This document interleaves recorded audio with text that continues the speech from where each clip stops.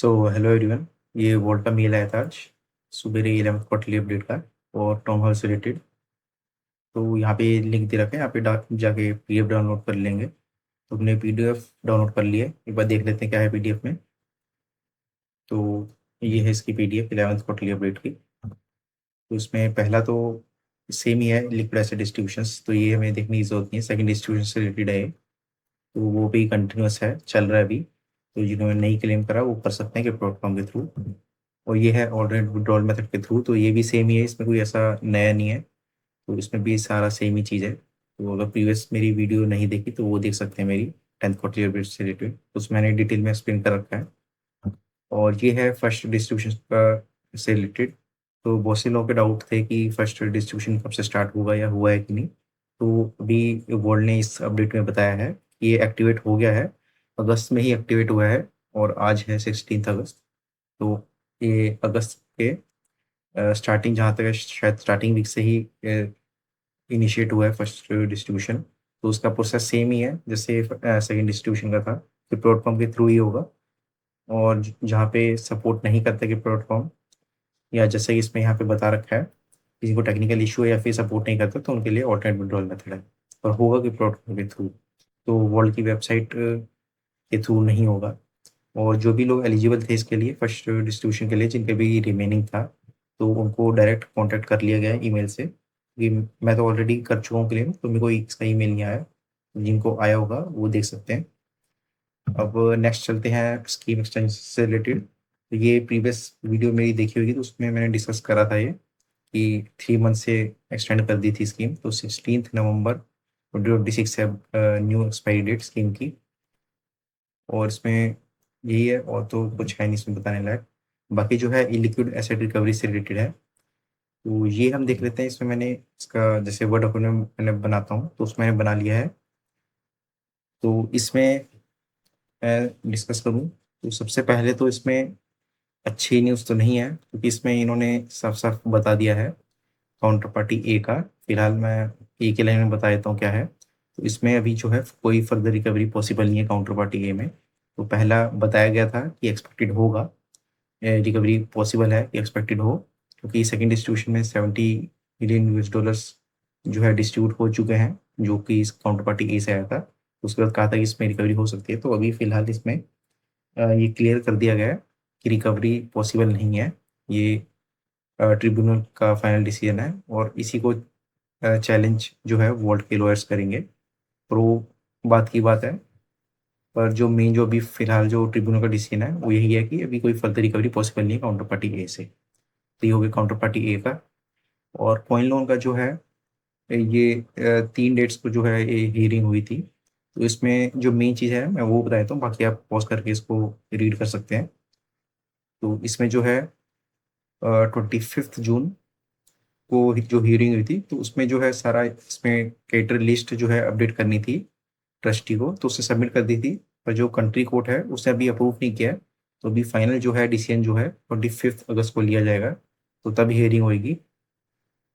और जो है 7 अगस्त को ये हियरिंग हुई थी, तो उसमें ट्रस्टी ने ये कहा था, ये इलीगल कॉस्ट वगैरह से रिलेटेड कुछ ये है। तो ये अपने मतलब का है नहीं, क्योंकि वैसे ज़्यादा तो जो है रिकवरी पॉसिबल है नहीं, क्योंकि काउंटर पार्टी ए का तो जो है वो क्लियरली जो है वो मना ही करती है, काउंटर पार्टी ए का तो नहीं मिलेगा। कोई लोन का भी बहुत ज़्यादा क्लेम है नहीं। तो जो ऑलरेडी इसका ज़्यादातर जो है सेकेंड डिस्ट्रीब्यूशन में डिस्ट्रीब्यूट हो ही गया था, तो 5 to 8% ही रिकवरी है थोड़ी बहुत। तो वही एक्सपेक्टेड है। तो इससे भी ज़्यादा एक्सपेक्टेशन है नहीं ऑन लोन से कि ये भी हो। और देखते हैं क्या रहता है इसका जो भी है। पर मेजोरिटी जो चंक था काउंटर पार्टी से फिलहाल वो तो अभी नहीं मिलेगा, मतलब उसका पॉसिबल नहीं है, उसका ये डिसीजन आ गया। बाकी फ्लिप फोल्ड का जो है इसका मैं बता देता हूँ, जो भी इसकी हियरिंग चल रही थी। तो इसका जो ट्रिपल ए ट्रिब्यूनल में जो भी हियरिंग थी, उसमें जो लेटेस्ट हियरिंग हुई थी 10 अगस्त की, उससे पहले का अगर आपको रीड करना तो कर सकते हैं पॉज करके वीडियो को। तो मद्रास हाई कोर्ट में ये ट्रिपल ट्रिब्यूनल और मद्रास हाई कोर्ट दोनों में ही साथ के साथ ये चल रही थी हियरिंग। तो मद्रास हाई कोर्ट में ये अपील हियर हुई थी, तो उसमें जो है कोर्ट ने डबल ए ट्रिब्यूनल को अलाउ कर दिया है कि केस को हियर करने को, पर उसको फाइनल डिसीजन देने से मना कर दिया है विदाउट जो है high court, Madras high court की परमिशन के। तो अभी जो फिलहाल जो है नेक्स्ट जो भी हियरिंग होएगी इसकी, जो फाइनल डिसीजन जिसमें देना होगा, वो मद्रास हाई कोर्ट जो भी है वो लेगा। वही वर्ल्ड भी एक्सपेक्ट कर रहे हैं कि मद्रास हाई कोर्ट ही जो भी है डिसीजन लेगी। फाइनल डिसीजन जो है अभी तक दिया नहीं है। तो पहले जो था एक्सपेक्टेड था कि 5 मई को ये फाइनल डिसीजन दिया जाएगा, तब से जो है पेंडिंग जो है पोस्टपोन होते गया, कोर्ट ने पोस्टपोन करते गया। तो अभी जो है मद्रास हाई कोर्ट देखेगा। तो फिलहाल जो है नेक्स्ट हियरिंग डेट जो है 15 सितंबर है। और बाकी जो इसके साथ जो पैरेलली जो चल रही थी कोर्ट हियरिंग हैदराबाद की, जो उसकी जो लेटेस्ट हियरिंग हुई थी वो 11 अगस्त को हुई थी।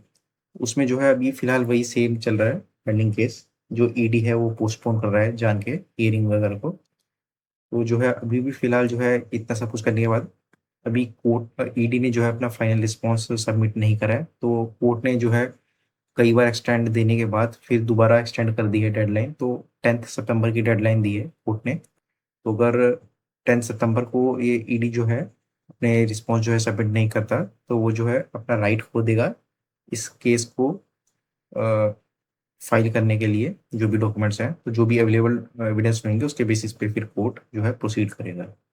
तो जो भी है इसकी नेक्स्ट हियरिंग डेट है 10 सितंबर। तो फिलहाल जो इसमें जो स्टेटस चल रहा है जो फ्लिपफोल्ड का है, तो फिलहाल इसमें मद्रास हाई कोर्ट का जो है अभी केस एक्टिव चल रहा है।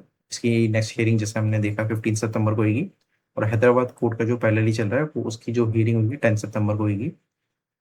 और बाकी जो है फ्लिपफोल्ड का जो बैंक बैलेंस है अभी भी फिलहाल जो है इसका स्टेटस जो है अभी फ्रोजन ही है।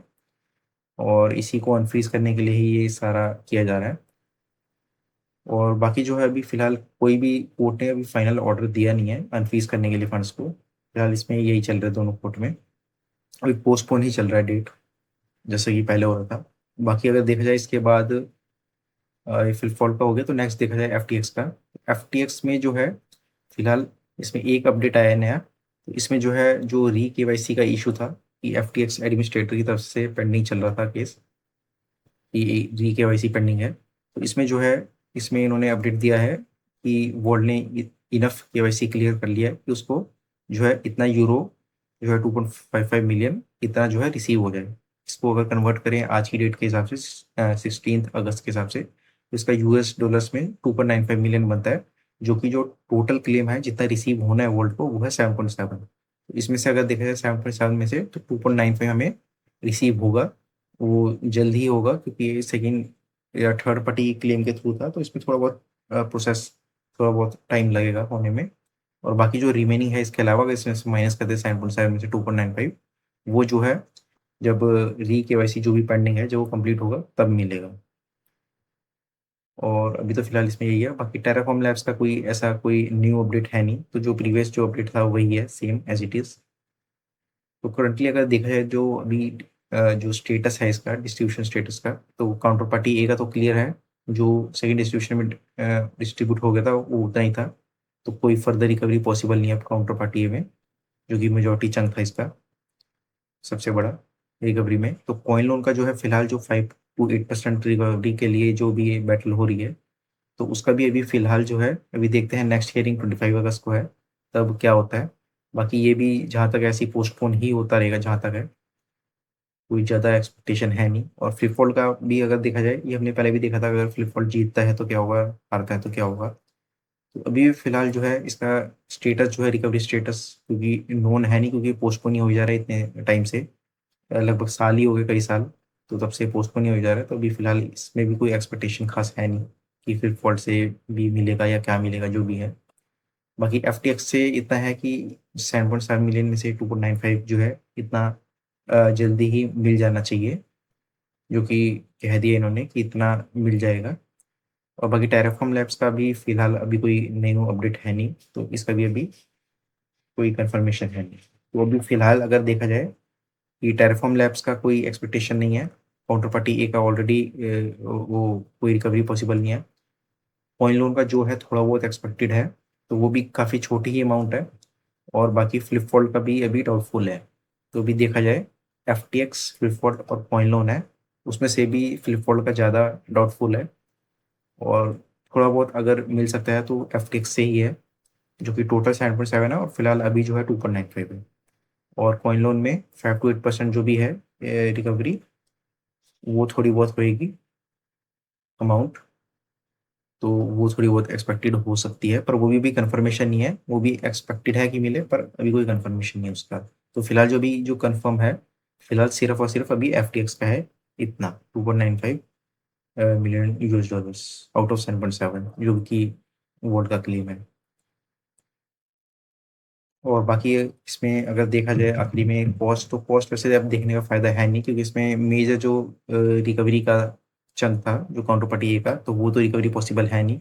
तो फिलहाल जो भी होगा, तो बाकी जो है अभी जो जैसे सेकंड डिस्ट्रीब्यूशन में जो भी मिली थी अमाउंट, तो उसके कंपैरिजन में जो, क्योंकि सेकंड डिस्ट्रीब्यूशन की जो अमाउंट थी रिकवरी परसेंटेज, वो ऑलमोस्ट सेम से ही थी फर्स्ट के कंपैरिजन में, फर्स्ट डिस्ट्रीब्यूशन कंपैरिजन में प्राइसेस का डिफरेंस था, पर ऑलमोस्ट परसेंटेज रिकवरी वाइज वो ऑलमोस्ट सेम सही था, थोड़ा बहुत डिफरेंस होगा। और जो थर्ड जो भी थर्ड या फाइनल जो भी होगी डिस्ट्रीब्यूशन, तो उसमें एक्सपेक्टेड यही होगा कि अमाउंट जो है काफ़ी कम ही हो, क्योंकि जो भी है अगर देखा जाए तो उसमें कोई मेजॉरिटी जो है अमाउंट है नहीं जो कि डिस्ट्रीब्यूशन के लिए हो ज़्यादा। तो ज़्यादा एक्सपेक्टेशन है नहीं, क्योंकि मेजॉरिटी जो था काउंटर पार्टी ए से ही एक्सपेक्टेड था कि वो होगा, जो कि वोल्ट जो है या क्रॉल जो है वो कह भी रहे थे कि एक्सपेक्टेड है कि उससे हो मिलेगा डिस्ट्रीब्यूशन, पर वो फिलहाल जो है कोर्ट ने सीधा मना कर दिया है, कोई फर्दर रिकवरी पॉसिबल है नहीं। तो अभी तो फिलहाल यही है अपडेट इसका, वोल्ट का। तो ठीक है, अभी के लिए बस करते हैं। Thank you.